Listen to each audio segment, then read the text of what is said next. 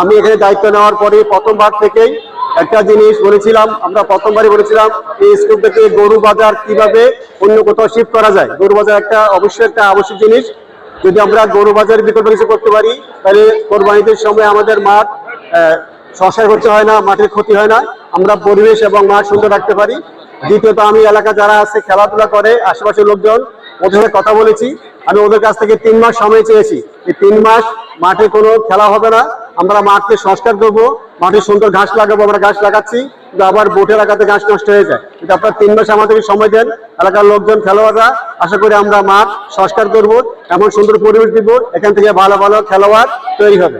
আর বিশেষ করে আপনার ছাত্র ভাইয়েরা যারা সুন্দর খেলা উপহার দিয়েছেন, অনেকের খেলায় আমি খুবই আপ্লুত। চেহারা অনেক অপুষ্টি মনে হইলেও, একটু স্বাস্থ্যহীন হইলেও ওদের ফুটবল সাইজ খেলার আগ্রহ এবং স্টেমিনা আমাকে মুগ্ধ করেছে। কিভাবে খেলা উন্নত করা যায়, আমাদের কামাল ভাই আছে, শাহজাহান ভাই আছে, আমাদের ব্যবসা পদ্ধতি শাহজাহান ভাই আছে, আমাদের শালম আছে, সবাই সাথে যোগাযোগ করে আমরা যত রকম সামগ্রীর প্রয়োজন, খেলাধুলার সামগ্রী, ফুটবল, সবকিছু আমরা আশা করি করব। টাকা পয়সা, ফুটবল সামগ্রীর কোনো সমস্যা হবে না। আমরা খেলাধুলা অবশ্যই এগিয়ে যাব, যেন হচ্ছে স্কুল তার পুরো ইতিহাস উদ্ধার করতে পারে এবং যেন ভালোভাবে আমরা আমাদের সম্মান প্রদান করতে পারি এবং লালমাই উপজেলা, কুমিল্লা জেলা এবং চট্টগ্রাম থেকে ভালো স্থান করতে পারি।